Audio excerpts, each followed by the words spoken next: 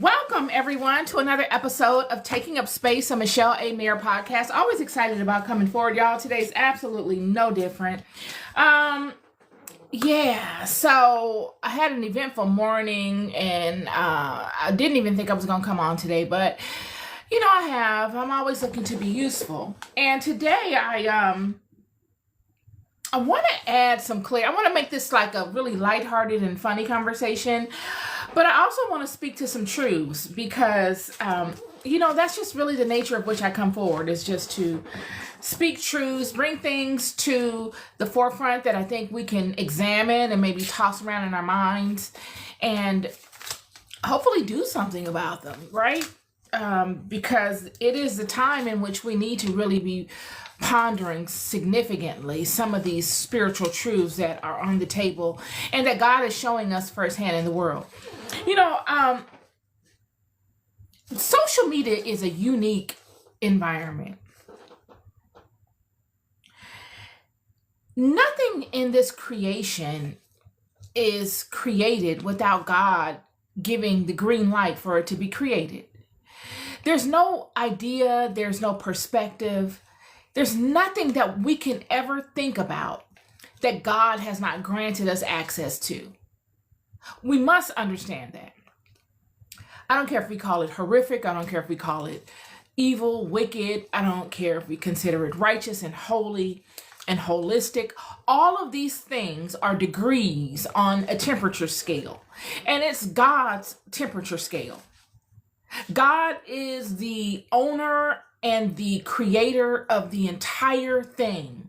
So there's nothing that we ever experience in life that God has not allowed us to know of and experience. If God did not ever want the seed planted in the idea bank or in the idea database or the thought bank or the thought database, then it wouldn't be there. So when we look at social media, we must know that this is something that the mind perceived and brought into reality. And in order for the mind to perceive it, it must have been green lighted by God. Okay? The imagination is a vast thing, but God ordains the realm and manages the realm of the imagination in full authority. So if we can see that God has allowed us to have this social media aspect where we can view each other in real time, you all are seeing me in real time as I am in my living room at my house. It's somewhat the same way as God seeing us. It's an extension of a higher and a broader thing. God looking at us in our daily lives the same way. Everything we do, God sees. The only difference is that God sees deeper levels of who we are. God sees the thoughts that run in our mind and how they originate and how we weigh our actions and what we cross-reference them to and what our truest intentions are. God goes deeper into what is projected than what you all see in your screens of me right now. So if we know that God has the ability to view us as social media, as you all view me or we view one another on social media, then anything we put out here in the world, you would think that, God's angels would be able to view them as well, right? They would know that this social media construct has come into existence. They would know to communicate this to God. They would know to observe it themselves, to see what's on it and how we interact on it, what we present ourselves on here as. It would be kind of a no-brainer to think that God's angels, or even God, the living God, would view this system to view us. It's just another avenue. And I'm bringing this up because, a lot of the stuff that we see going on today, I can't help but to equate to things of old. There's nothing new. All these things that we're doing nowadays, we did way back when we didn't have these technological advances, or so they say. And I notice in the Caribbean, Hurricane Melissa is on the prowl. She's raging and roaring. They're saying that this hurricane is one of the most extreme hurricanes of the century. And a century is 100 years. So this hurricane that's touching down in Jamaica, it supposedly touched down about half an hour ago, maybe less, is the most severe hurricane that tiny island would experience in 100 years. That has experienced in 100 years. But yesterday and today, I've been keeping a close eye on my islander friends because I love Jamaica. I've been to Jamaica many times. I love the culture. I love the people.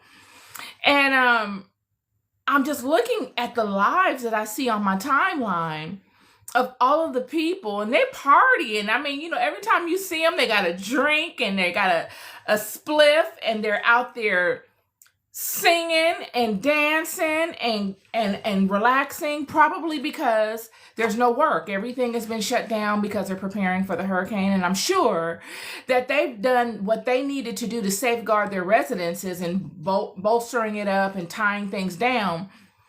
And now after they've done that, they're out there kicking back. But I couldn't help but think, I thought this yesterday when I saw it. And then today, after I ran around and took care of some fundamental stuff that I needed to take care of for my family, I came and I hopped on TikTok, and I'm bombarded with my timeline of all of these lives of Hurricane Melissa beginning to touch down in the island. And the people are out there in the rain, partying, and it's lit. I mean, you could tell they've been drinking. They've probably been drinking all night. They out there dancing in the rain, throwing water on one another. They got big speakers, and it's a whole party. And I thought, isn't this like it was before the flood? This scenario that I'm looking at in Jamaica reminds me on a visual. I'm connecting what I read and what was described in both the Apocrypha and in the Judeo-Christian Bible to what I'm seeing of these people, and I'm connecting it. And it's like the Apocrypha spoke to that these people were partying up until the waters, up until it started raining. They out there partying in the rain. The only distinguishing difference is in the Apocrypha is that Noah had been telling these people to repent for many years before it started to rain. They knew God was going to flood the world. Everybody knew. And every man honored their own idol. This is before the children of Israel were created. This is before the Hebraic house was created and honored one God. They were all honoring these different aspects of God, or even these different idols. And so every man had his own God that he would honor. And they're thinking, okay, this God that I'm honoring is going to save me. This God that I'm honoring has a relationship with nature. This God can calm her. This God can control her. That's exactly what they thought. They thought that the gods that they served were able to control Mother Nature, the feminine. That's the whole gist of it. When you think about what were those that did not align to what Noah was saying were thinking. Those that didn't align to Noah, those that didn't pay him any attention, didn't align because they thought that the gods that they served had a stronger relationship with nature. That they could force her to do as they wished. That and they had very strong relationships with nature. No doubt about it. These people were doing miraculous things before the flood, y'all. But no matter how lengthy the gods before the flood's relationship were to nature, no matter how lengthy the serpent No matter how strong his relationship was to Eve, if you want to look at it from a metaphorical perspective, no matter how tight they were, when God comes in on the scene and puts his foot down and says, this is that, then that's that. And this is the part that they didn't understand. It is, the Apocrypha says that they were partying up until it started raining. They were in the rain, partying, having a great time, living it up, drinking, dancing, all this stuff that I'm seeing going on in Jamaica. This is what these people were doing. And I'm not in any way condemning the people in Jamaica. Don't get me wrong. These people in Jamaica are bound to a particular island. A lot of them cannot leave. They don't have the wherewithal to leave. So they have to make do with what they have to make do with. And I totally understand that this is no condemnation at all to Jamaica. But what Spirit has led me to speak to is this truth. I can't help but cross-reference it to what has happened in the flood because it directly mimics what the flood story is. And on a broader projection, this could be something contingent to God God allowing a rumor, a word to come. A rumor is something that people pass on amongst one another, that you don't know if it's completely true or not. You must wait until it actually happens. God could pass upon the people a word, as weather forecasters do. Hey, next month it's going to be a severe storm. It's supposedly going to hit Jamaica. You guys need to prepare. And they watch. Spirit watches. God and his angels watch to see, okay, what do the Jamaican people do when they hear that nature, a natural disaster is approaching? This is all spiritual. It's only today that we don't look at it as spiritual. When we know that a tornado or a hurricane or any type of natural event happens, in olden times, this was definitely a sign from God or Spirit. Because God will be really the only one that will be able to control these forces to that extent. Now, you would have sorcerers and wizards and all these type of people that would have relationships with spirit, nature, and would be able to conjure the forces of nature too. We see this within the Indian diaspora, the rain dance, and all this type of stuff. It's prevalent all throughout the world. They were doing this left and right. But huge destructive and violent storms like this would be things of the gods, y'all. And so, knowing that this storm is coming, and then, of course, the people doing as much as they can to protect themselves by bolstering up their windows and their roofs and tying down, the property as much as they can and sheltering their animals and their vehicles and all these things are things that we do on a physical level.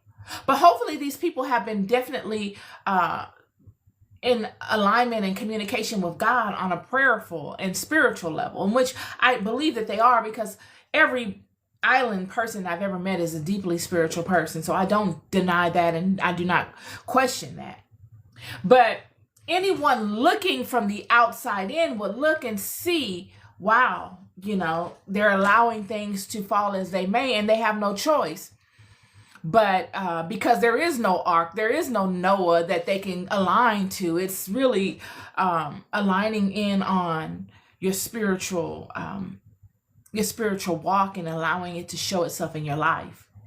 And so I thought that was funny in what I'm seeing on social media regarding Jamaica and how they're interacting with this storm. And I pray that they are all safe and the storm passes and it's not as it has been communicated. And it may be very well that they're knowing and they're trusting God will be able to allow for such words to fall to the ground, all of the words of destruction that has been cast about in the media regarding this storm. But also, that also brings me to yesterday. I had did a podcast and I was speaking to the chosen. And I had at the end of the podcast, as I will with all of my podcasts, look at the comments, and those that I choose to communicate and respond to, I'll respond to at the end of the podcast. But yesterday I had a person communicate to me some questions, and a back and forth exchange happened about the children of Israel and who are they? And it started off with the gentleman asking me, who am I and what do I connect myself as ethnically? Like, what am I ethnically? And what I find often, and I found this very interesting all along my walk, is that many people connect intelligence, self-knowing to things that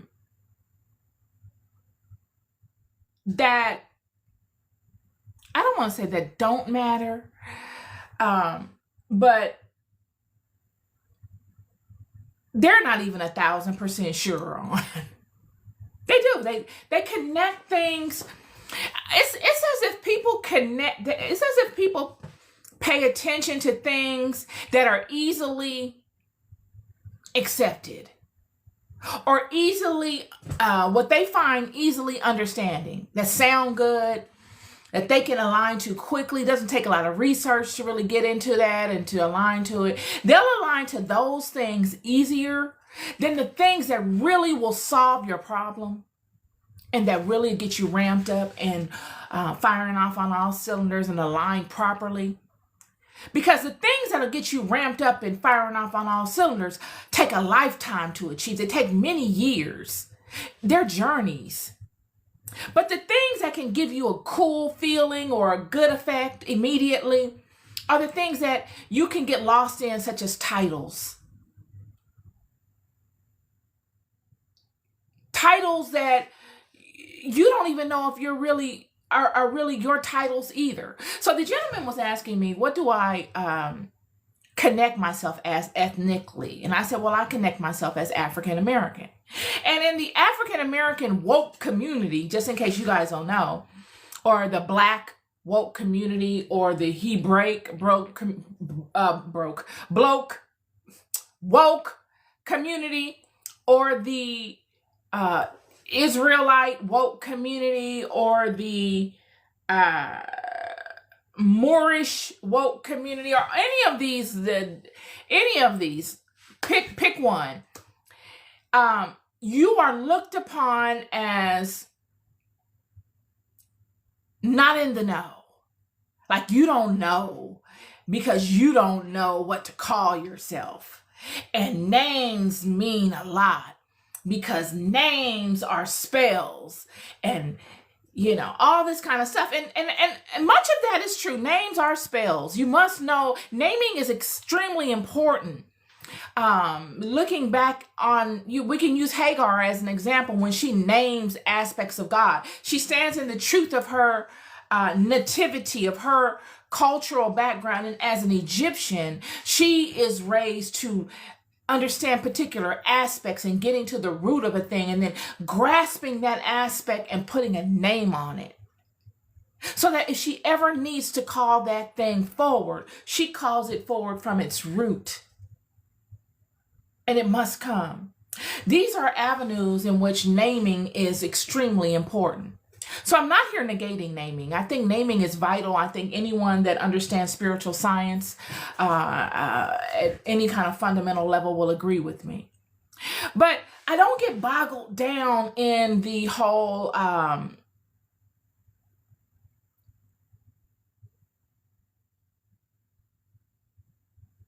boxing in phase. I don't find it relevant.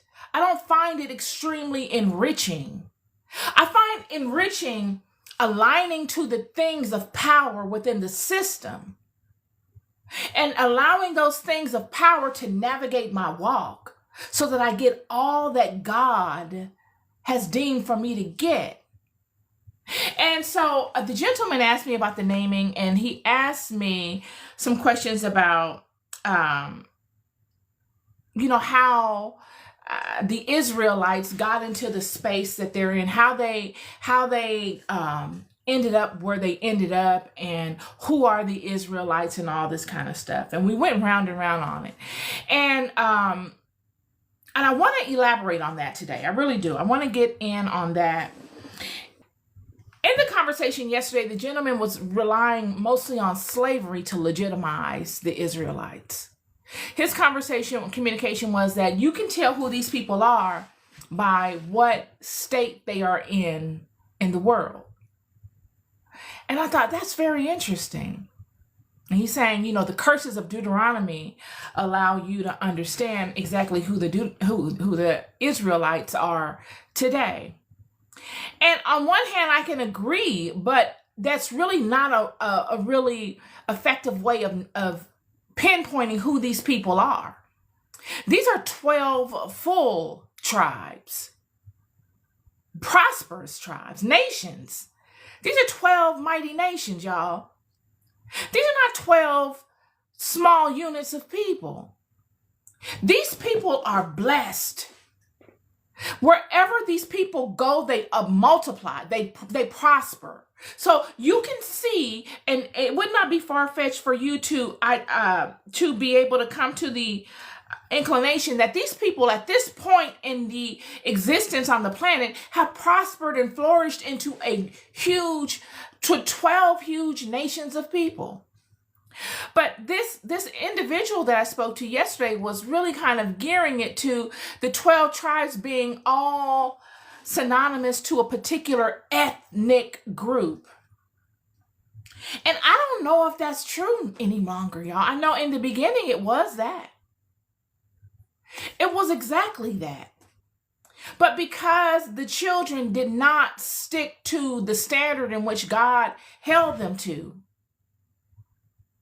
they are mingled amongst all the nations. These people, you wouldn't be able to distinguish these people from one from another. Surely there are some that look like the original group of people, but they've commingled amongst the nations so much. Amongst what nations? The Gentile nations. Because on this planet, there's only 3 groups of people: the Hebrews, the Gentiles, and the fallen ones. Disembodied spirits. And even in the fallen ones category, the disembodied spirits, there's a multitude of those. They don't all fall into one category. There's a multitude of them. You have jinns, genies, you got Nephilim. I mean, you got all kind of varied spirits that were coming and going from this planet. When you look at the pyramids, friend, what are you looking at? You're looking at huge places of power. They were using water, hydrogen. They were using the power of moving water to build up power that would allow spirit, light beings, not light in the form of light, but light in the form of light, to either leave or come. They were somewhat like vortexes. This place was popping at one time. It was, you had things walking around here that you would see written on the walls of Kemet, Egypt. Literally, it was like that. That's not a cartoon, even though it somewhat is. It's a depiction of something symbolic, but it's cross-referencing reality to convey the symbolic, to convey its truth through symbols. God created these people as a reflection of God's power. Not created them, He anointed them. They were already created. They were a small fraction of a larger body of people. These Hebrews. They were a small fraction of a larger body of people. It's not that God came down after he saw what was going on in Babylon and said, oh, okay, you guys want to do that? Okay, I'm going to go and create a new species. That's not what the Bible conveys. It says that God found Abram because Abram was looking for God, and God created a relationship with Abram. And as a proving kind of scenario, God will use the seed of Abram to prove a point. So surely God's relationship with Abram marked Abram chosen. And it will be Abram's walk with God that will mark Abram proven. You don't rest in chosen. Chosen is just like faith. Chosen is the pathway you go and you must walk to get to being proven. You go from chosen to proven. And that's kind of where these people are.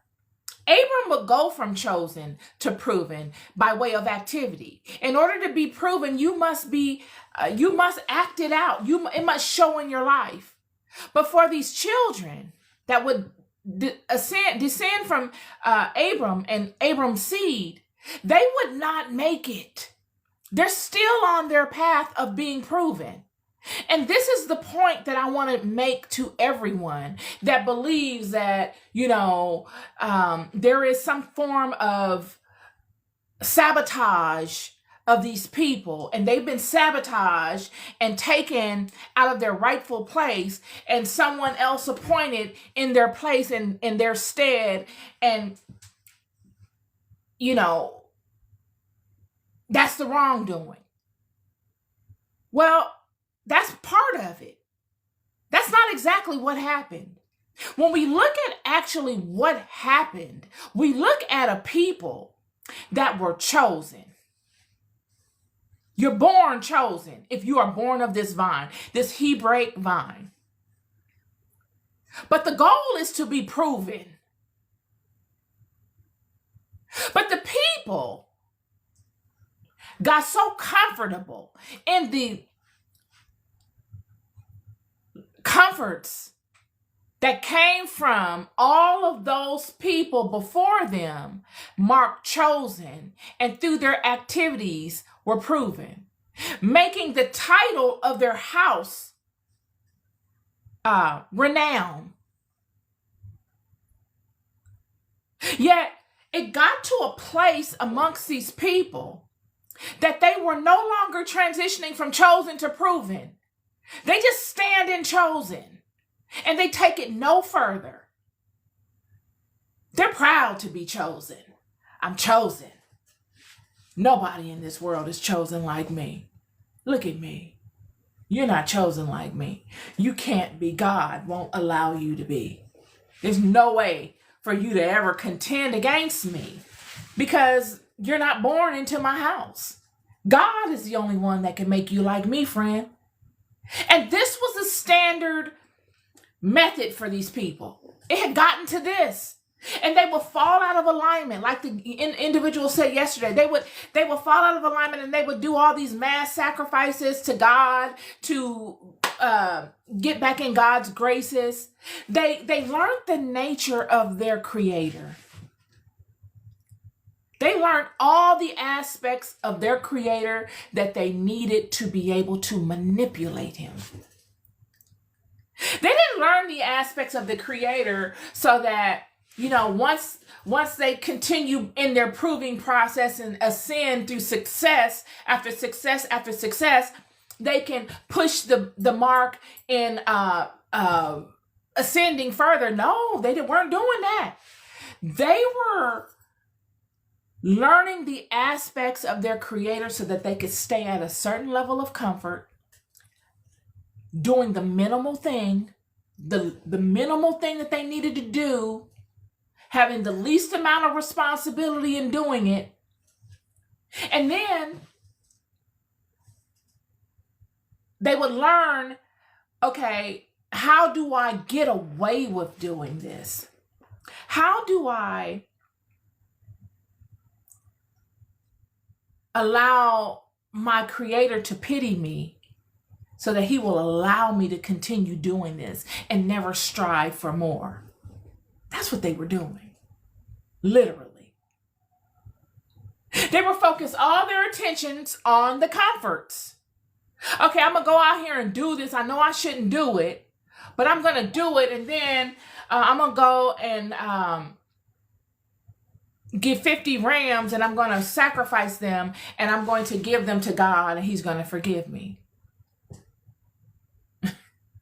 This is what they were doing. This is what we do today. Oh, I'm going to go out here and do all of this stuff that I know I shouldn't do. And I'm going to go plead the blood of Jesus. That's the new thing. That's the New Testament way of how these children will begin manipulating. The Old Testament way was the sacrifices. That's what's going on here. And God would feel, he would get to a point where he could justify punishing them. Not because he wanted to, but because they set it up in a way that God would have no other choice. They used God's love against him. They began taking advantage of God's mercies. They began taking advantage of the understanding that God had and the love he had for them. They began manipulating it. Because God's power, friend, like I've said, when it stands up within you, it's full. It is one of those things that all goodness magnetizes itself to you. It's so powerful that it blesses. Just having you around is a blessing. People can't help but to siphon your energy. They can't help it. They don't have it. They cannot manufacture it. It's that strange thing that is intangible that they can't put their finger on, but they can feel it. And it comes with God's children. And it comes in its fullness to God's children that are fully activated and aligned. So, yes, these people would manipulate their own God. They would take advantage of the anointing that they had upon them. It is said that the Moors did this as well. The Mauritius house did this as well. They were renowned in the world. Everyone knew of the vine. And it was a vine that you just needed to be birthed in. And it was a regal vine. And it was a highly anointed vine. But they began to become debaucherous. No longer did the house align to the righteousness, to its righteous nature. It began to decay. Little was done to keep the righteous nature of the house intact. They began leaning on the name. They allowed the naming to make them great. They were great by their name, but they did nothing to reinforce the greatness of the name. Nothing. In fact, they were selling their greatness. They were pimping their anointing to the other nations.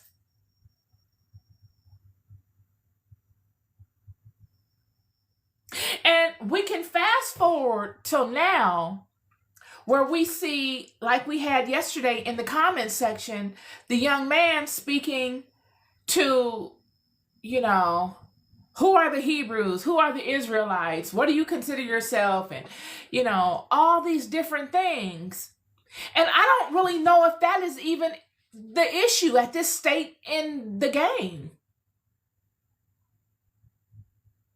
I think we are in a state where much is mingled together. We are definitely in a boiling pot. So much so that you can spend your entire lifetime trying to figure that out. But what is it going to do for you? outside of make you feel better about yourself because of a name.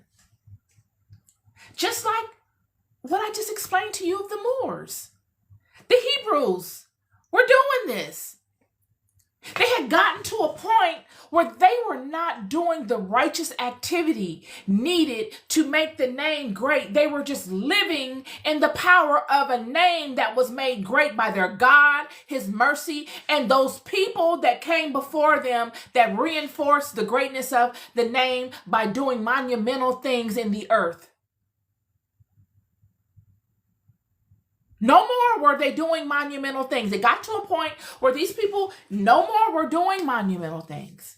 It got to the point where God was not listening to them anymore because they had completely taken advantage of their God. And it gotten to a point where the Gentile nations had paid so much attention to the walk of these people by desiring to be in their place. They were wishing that they could partake in the graces of this God again. So much so that they watched every aspect of these people, learned them, saw what this God loved, saw what this God hated. And when God turned his back somewhat on Israel, in which he did, Baruch, mighty is the book, Baruch, friend.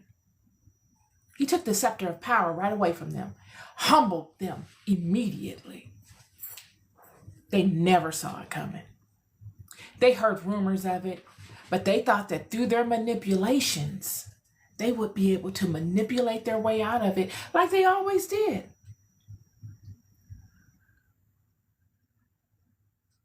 They were made great through a name that another generation had built up out of a love for God, out of the love of God. Yet it would come a time when future generations would come and they would not build this name up. They would not be able to stand together as one unit. They wouldn't be able to get along with one another. They were a bunch of backbiters. Look at Moses. Moses leaves. Moses is kicked out of his kingdom. He's living the life of luxury in Egypt, in Pharaoh's house. But he's proud to be a Hebrew. He never makes a discrepancy of that. And him taking up from one of his Hebrew brethren, doing a righteous thing, his brethren use it against him. So much so that he has to flee his own kingdom, go live in hiding and in fear in another man's kingdom that he don't know anything about. This is the nature of them. It's how they do it. And they fall into these places of transgression, and God keeps his eye on them. Because at their nature, they're righteous. At their nature, they are. Yet,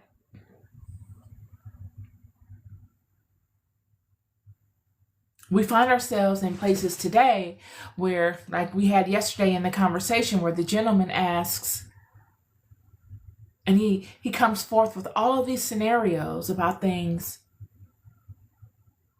that are not the root of his problem. He wants the crown. He wants to wear the crown.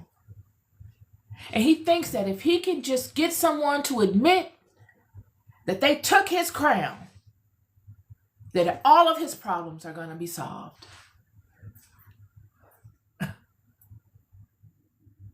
When in fact, his crown is there. It's been on his head all along. It does not go away.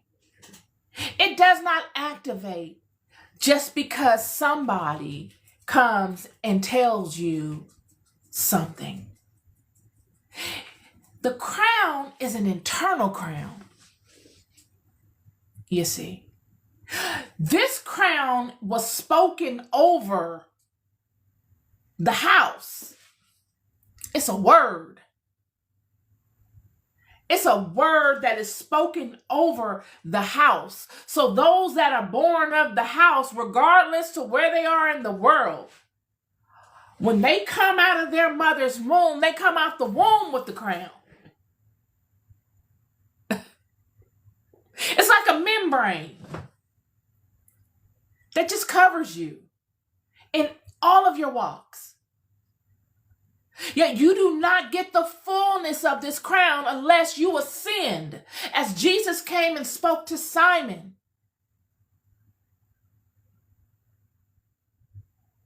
You ascend by consciousness.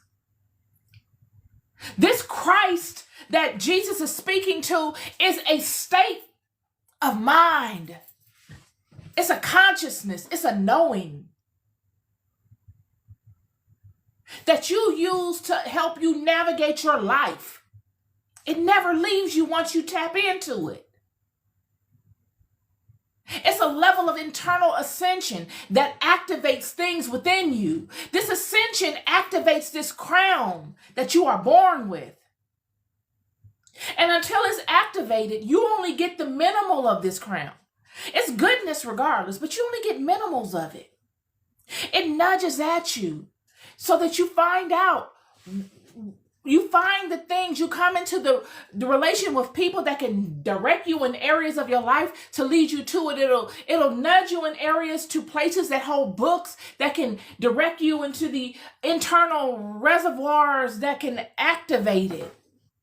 The books act as knowledge to lead you to you. It's all internal. This thing is an inside game, friend. You got to get you right. And it doesn't come with someone acknowledging you and saying, okay, yeah, you're this. Oh yeah, you're one of the tribes of the Hebrew house. I was watching something on social media where a gentleman had walked up to an African-American guy. I think it was New York. He was in New York, and I put it on my Facebook page. He walks up to this group of Jewish individuals, and he's like, hey, don't you know that we are the Jews? Don't you know? I mean, it was like completely aggressive. Had it been another African-American person that he walked up on, it would have been aggressive and it would have probably turned into a confrontation. But he walks up to these Jews. I think they were like Orthodox Jews. I can't recall. But they were all together going into a particular place. And he says, we are the real Jews, and you guys aren't Jews. We're the real Jews, and all this kind of stuff. And then the guy turns to him and says, okay, if you're the Jew, then be the Jew. Go be the Jew then. What are you doing to be who you say you are? And the gentleman, the African-American man that walked up to him and was so aggressive with it was dumbfounded. You could see the look on his face. He did not expect the response to be that. He expected the man to say, oh, no, you're not. He expected that type of symbiance. But the gentleman said, okay, fine. If you are who you say you are, then go be that. Go be it. Why are you talking to me about this? If you are so enthusiastic about who you say you are, then why can I not see it in your life? Why do you need to come and videotape me and you having this conversation? It's childish. It's ignorant. And the individual, this is the point of my conversation to you, is that all of these things that we're discussing about titles and acknowledgement should be things that we have internally first. Acknowledge yourself. Run it by you. And then stand in it and be it. Embody that. This was the problem with the children. By the time the Old Testament would end, this is the place that these children are at. Some of them are standing in it and being it. When we look at the book of Hezekiah, we see Hezekiah looking to right or wrong. These people are lost. They're like, okay, I got to figure it out. We got to find a way of getting back together with this. We are being,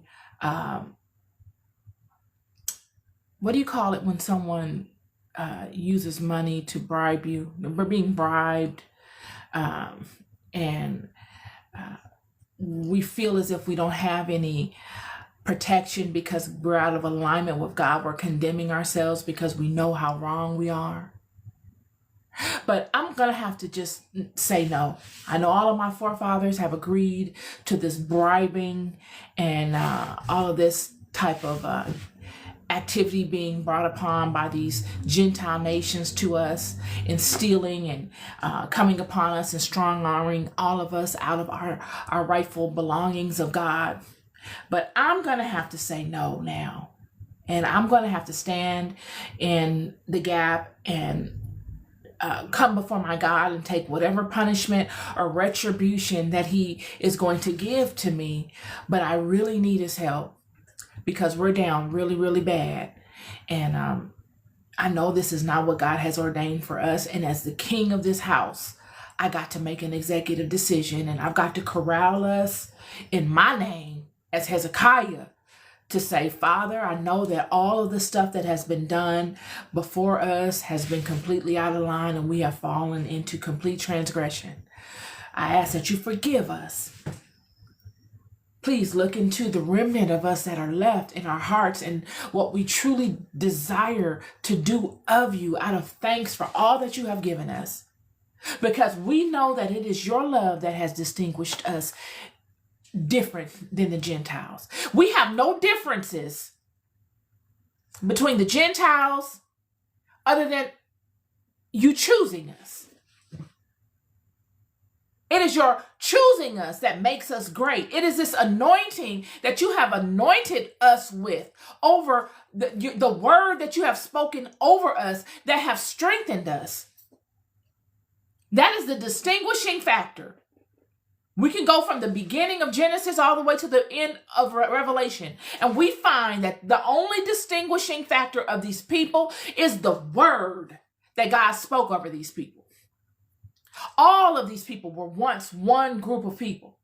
And it was God's decision to choose Abram that distinguished these people different, and a promise spoken.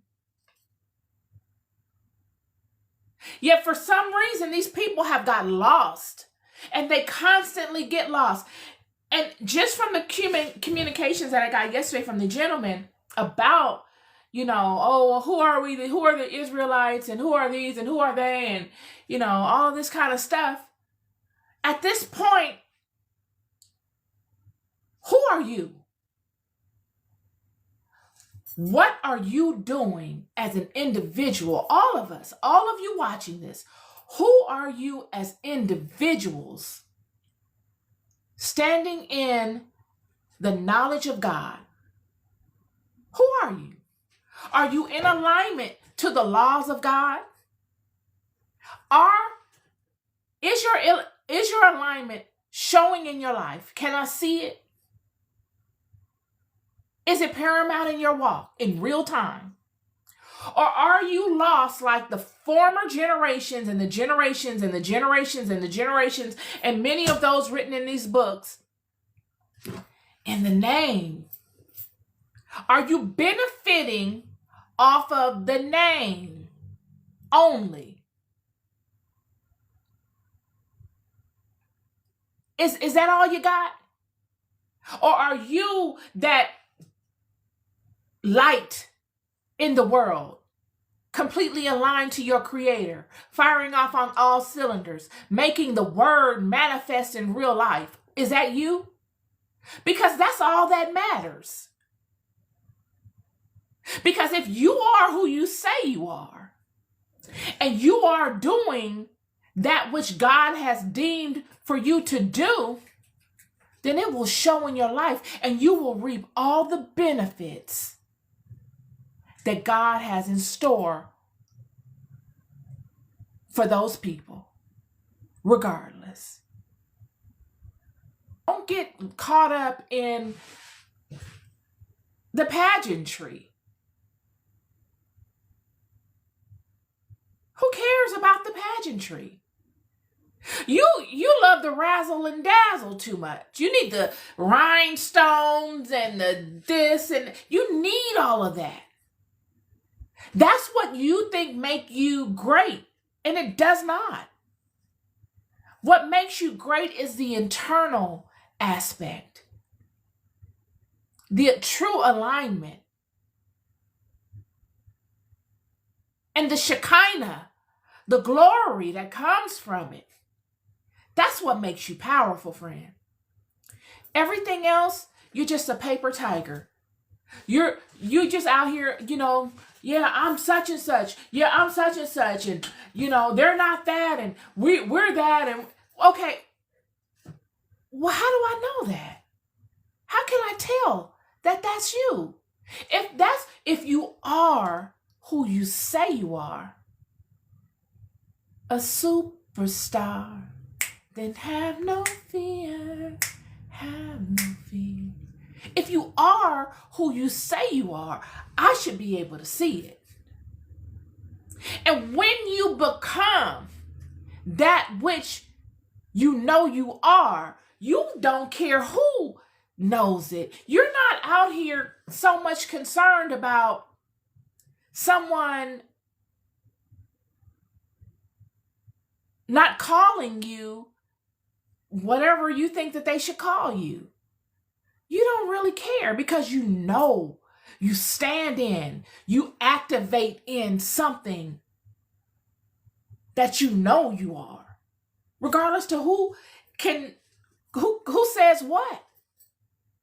Don't you know that there's a lot of people out here dressed up for Halloween? We got Halloween coming up, y'all. I've said this. I'm the original one with this one, believe it or not. It's a whole lot of people out here, friend. You got a whole world of people every day dressed up for Halloween. Some of y'all married to characters. That person you think you married to is a character. That's not even who that person is. If you would have caught that person 20 years ago, you would have been like, who is this? That person has completely reinvented themselves. You will not know who that person is until drastic times come upon you. Strong winds, Melissas. I'm here to tell you. That's the frightening thing. That's scary. Don't be one of those people dressed up for Halloween. If anything, dress down.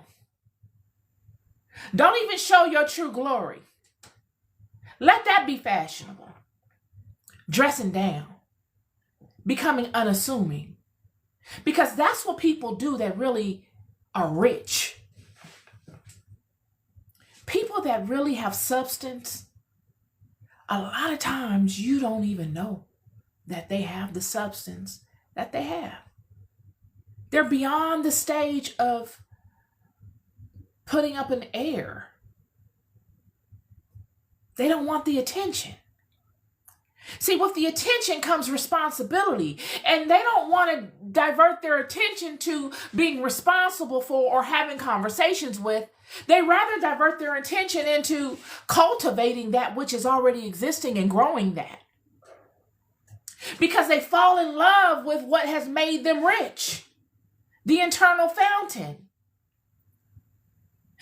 It's as if you ascend to certain levels, and once you ascend to these levels, the things that you used to entertain, you're no longer interested in. The glitz and the rhinestones and the pageantry are not, they're just not fulfilling. You could care less about that. You see straight through that. You divert your attention to simple stuff, simplicity, conversations about real stuff, things that actually matter to you. things that serve you, spiritual things. And it's those people that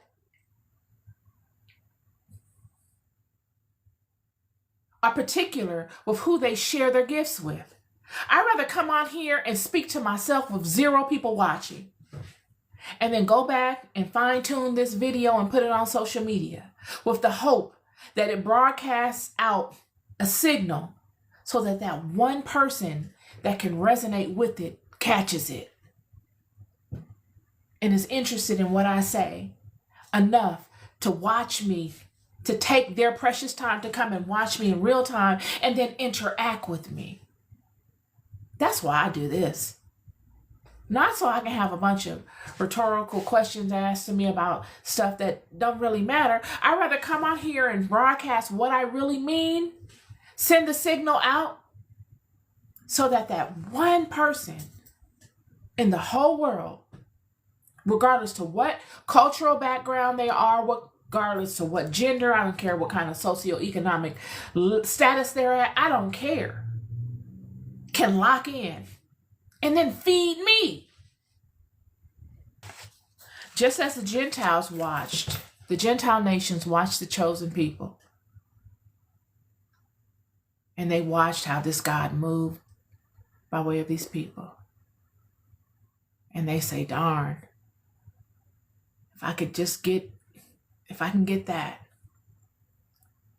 And then they will watch these people become enamored in the name, in the luxury, the comfort of the name. Gone were the days of these people leaning 1,000% in on the God of their house and doing what's righteous. They struggled with doing that. Because with God's love came a lot of prosperity. It came with a lot of attention. And it was too much a lot of times for them to handle in a way. So they would fall short.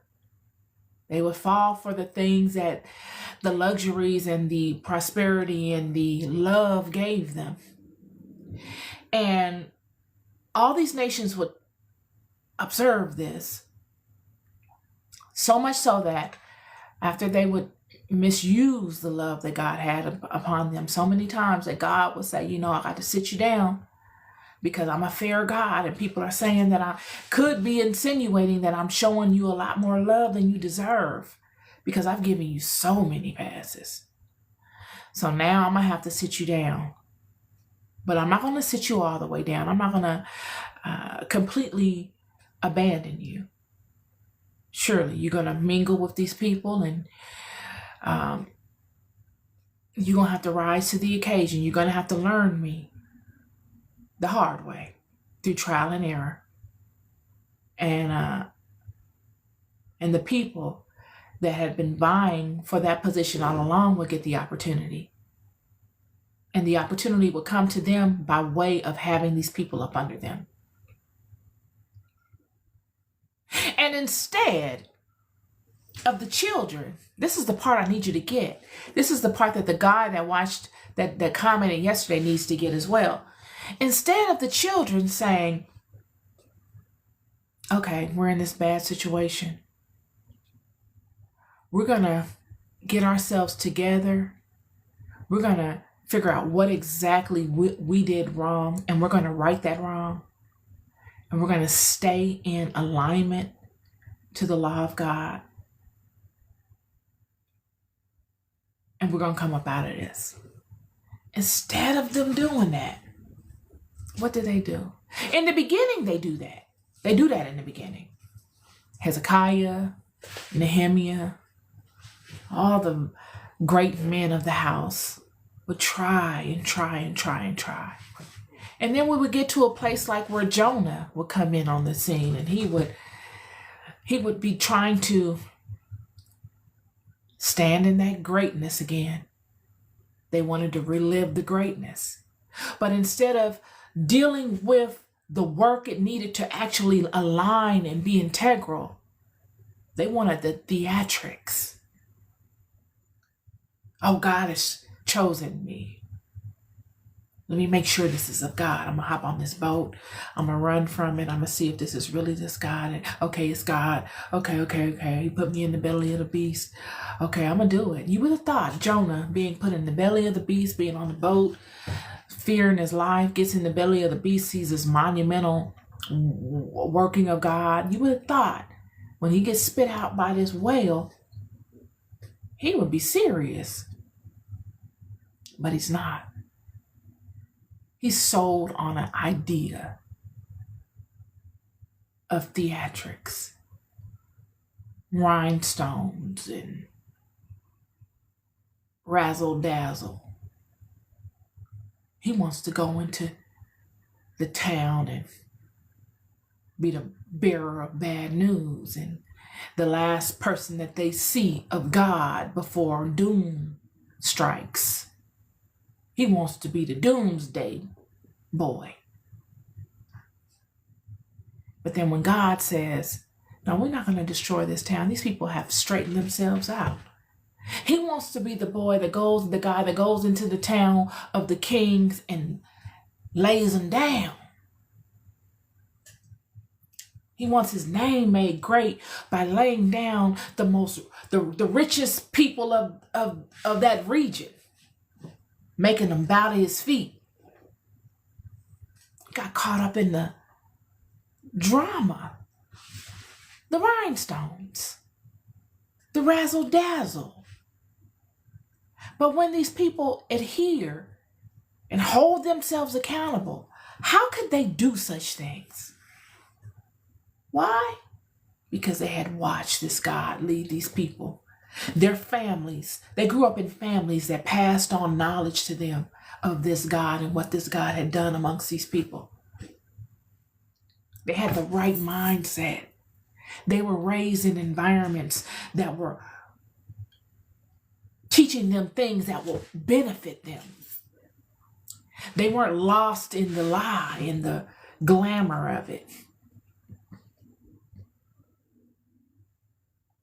And the town aligns to what what Jonah comes and tells them.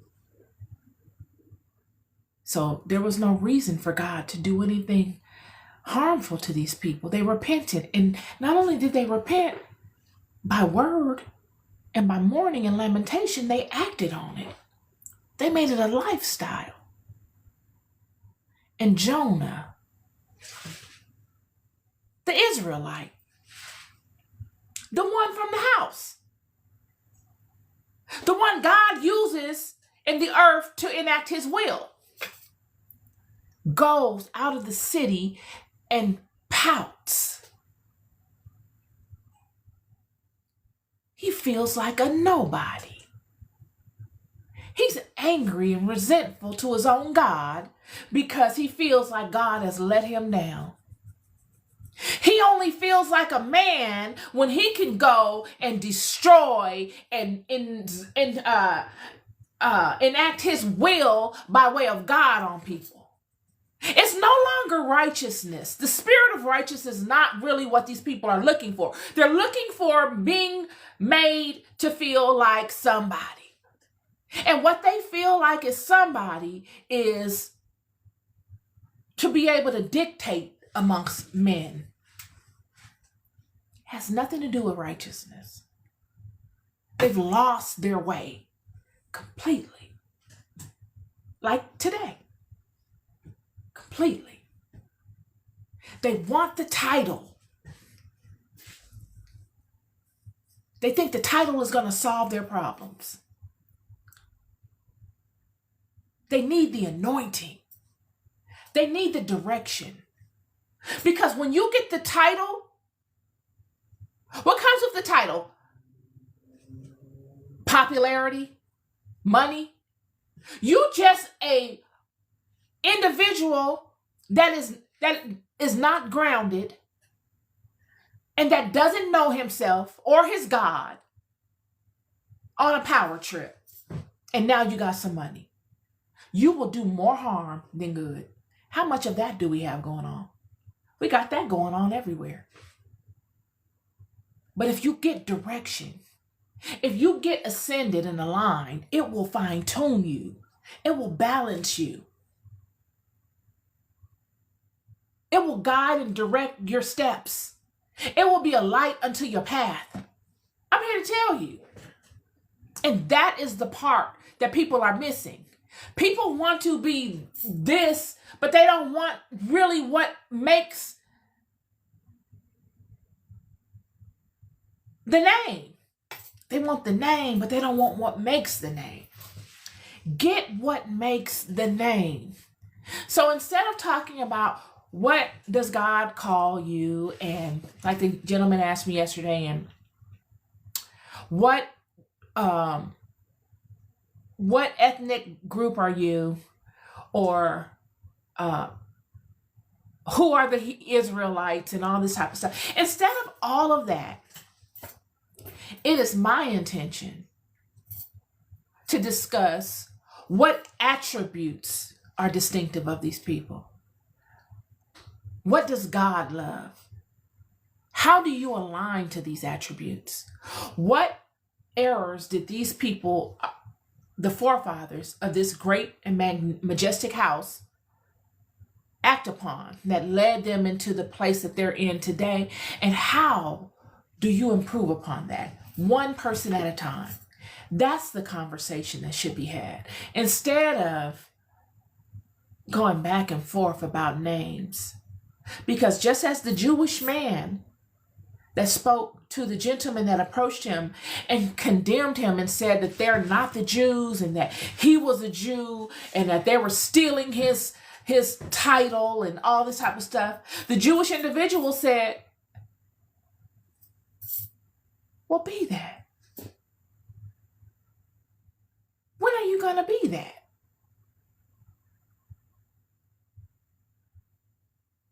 It takes nothing but desire and dedication to do such things. Why haven't you become that? Because if you were that, we wouldn't be having this conversation. This type of behavior would be beneath you. This is my podcast episode for you today. Always looking to be useful. Only because I love you so much. I come forth and I give you words to ponder and to dissect and think about. Be good to yourselves and be good to one another.